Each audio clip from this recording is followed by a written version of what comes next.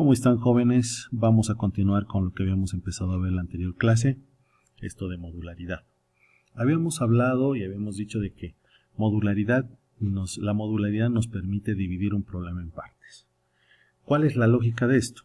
Si nosotros traspasamos esta idea a un programa en C, es tener un programa grande, puede resultar ser inmantenible, puede resultar cada vez más complicado el entrar y hacer una modificación.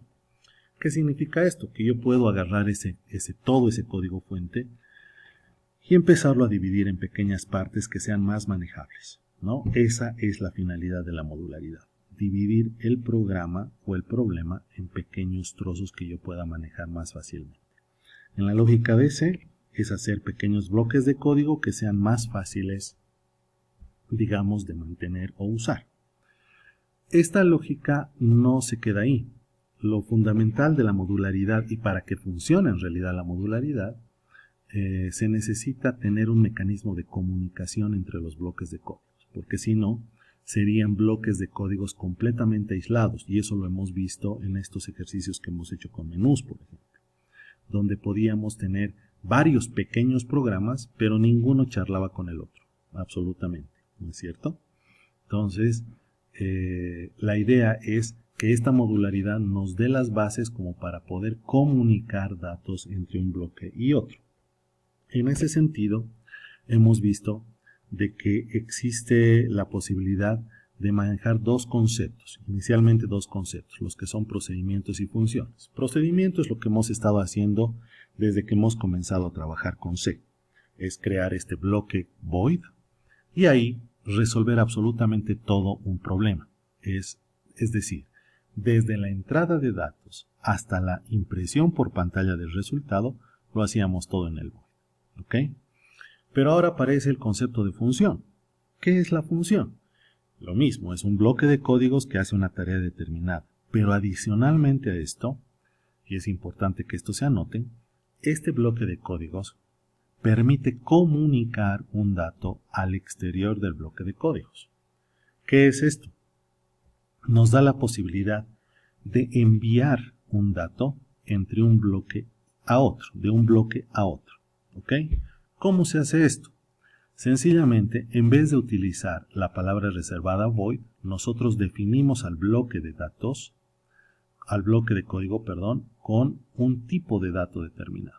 Un entero, un flotante o un carácter. ¿Sí? Y vamos a utilizar la palabra return, ¿ok?, como el mecanismo que va a permitir que lo que nosotros pongamos entre los paréntesis en el return se cargue, ¿sí?, a este valor entero que ha sido reservado por el nombre de la función.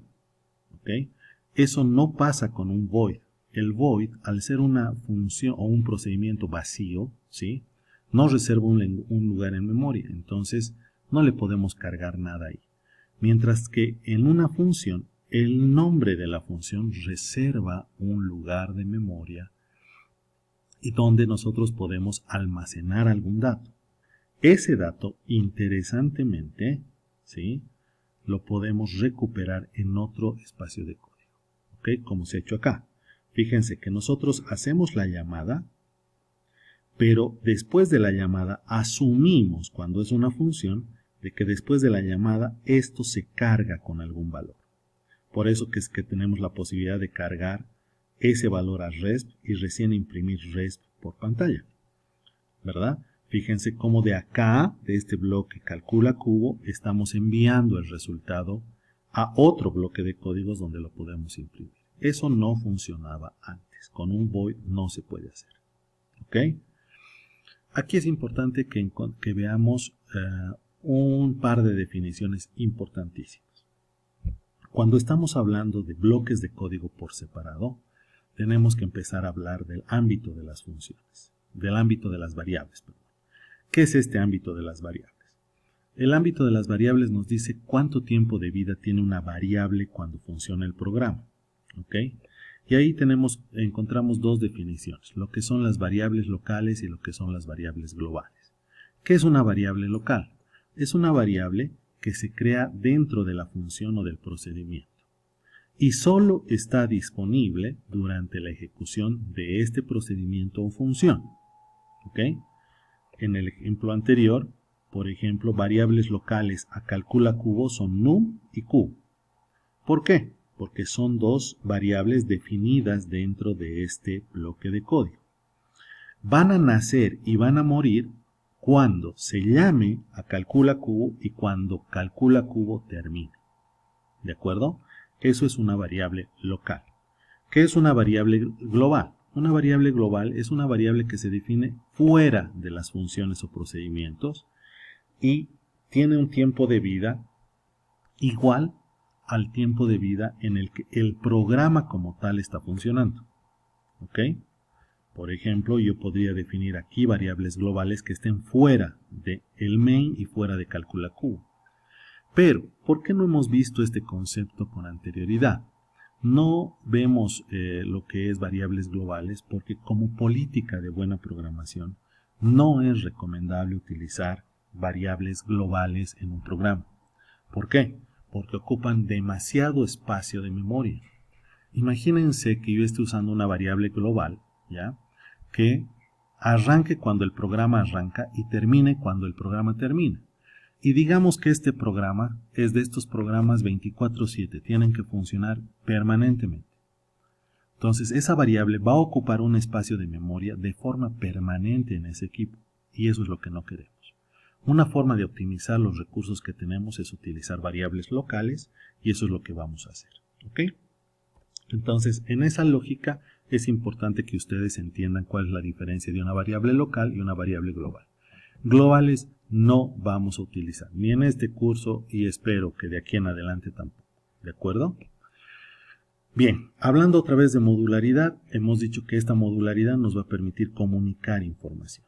Ahora viendo la diferencia entre procedimiento y función, vemos que es muy limitada la forma de comunicar, imagínense, un solo dato, o un char, o un float, o un entero. Es muy limitado. Entonces, ¿qué otras formas de comunicar datos tenemos? Ahí viene el concepto de argumentos o parámetros. ¿Ok? ¿Qué son los argumentos o parámetros?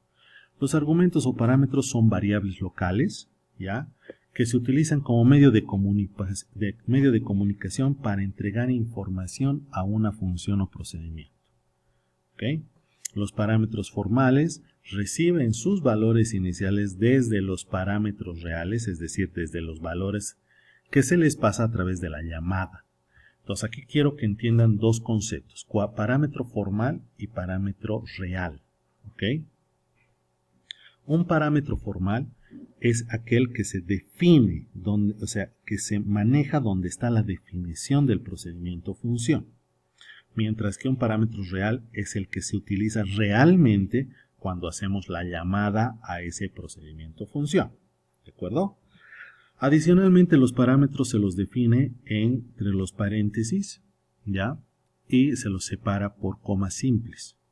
Entonces, yo puedo tener varios parámetros acá, entre los paréntesis, y tengo que tener el cuidado de que si en la definición yo pongo 3 parámetros, en la llamada también tengo que tener 3, si no el compilador nos va a dar un error. ¿Cómo va a funcionar esto en la práctica? Fíjense este pequeño ejemplo, ¿sí?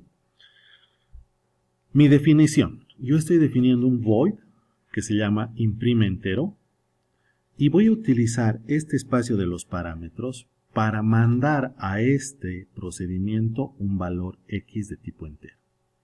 ¿Qué va a hacer el procedimiento con el valor de X? Lo va a imprimir por pantalla con el dato, ¿sí? Con el dato que me está llegando de acá, ¿vale? Esa es la definición. Ahora, ¿cuál es el parámetro real? Fíjense que cuando yo hago la llamada, le mando un número 5. ¿Qué va a pasar? 5 va a venir acá y se va a copiar a X. X va a entrar con 5 y lo que va a sacar este cout es X vale 5. ¿Sí? Por si acaso todos estos ejemplos se los voy a subir igual a la plataforma para que ustedes los prueben. ¿Ok? Entonces de esa forma Yo estoy comunicando a través de estos argumentos, parámetros, un valor de un procedimiento a otro, o de una función a otra. ¿De acuerdo? Fíjense cómo sería esto usando funciones. Esto es usando procedimientos. No se olviden que aquí está el void. Usando funciones sería algo así. Fíjense. La definición sería de tipo entero. Imprime el EVA entero. Entonces nosotros vamos a recibir un valor entero, acá, un X. Vamos a imprimir X por pantalla. Y vamos a retornar un valor X al cuadrado. El valor de X al cuadrado. ¿Dónde vamos a retornar esto? Justamente en el nombre de la función, que es de tipo entero. Cuando hagamos la llamada, ¿qué tiene que pasar? Yo tengo que llamar a imprime el EVA entero, ¿ya? Y el resultado de esto lo voy a devolver al RESP. Le mando como parámetro real 5. 5 se copia a X. Esto va a imprimir X vale 5 por pantalla. Pero también va a calcular 5 por 5. Y ese 25 lo va a retornar en int, en el entero del nombre de la función. Entonces yo puedo imprimir. Y su cuadrado es resp. Entonces, ¿qué va a salir en pantalla? X vale 5 y su cuadrado es 25. Ese debería ser el resultado que tengamos de este pequeño ejercicio. ¿Ok? Así yo manejo los parámetros. Existen dos tipos de parámetros, los parámetros por valor y los parámetros por referencia. Nos vamos a concentrar primero en los primeros, que son los parámetros por valor, que son los más sencillos, ¿de acuerdo? ¿Qué es un parámetro por valor? Un parámetro por valor es aquel que copia su valor de un argumento de la llamada en el parámetro formal de la función, ¿sí? O sea, voy a tener abajo en la llamada un valor o una variable que le va a pasar una copia de su contenido a el parámetro que esté definido en la definición del procedimiento función. Por eso se llama por valor. Pasa una copia del valor. ¿Listo? El parámetro por referencia lo vamos a ver más adelante y es cuando no solamente pasamos el valor, sino pasamos también la dirección de memoria. Eso ya lo vamos a ver con un poco más de calma en su momento. Concentremos en los parámetros por valor. Si vemos nuevamente este ejemplo, 5 le pasa una copia a X de ese valor 5, X recibe 5, muestra el 5 por pantalla y calcula el 25 acá. Ese 25 retorna el valor en el nombre. Es por eso que yo tengo acá la posibilidad de imprimir el resultado en otro bloque de códigos. ¿De acuerdo? Les dejo este pequeño ejemplo.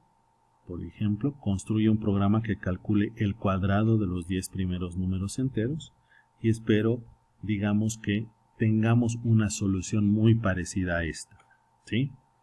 Fíjense la utilidad del ejercicio.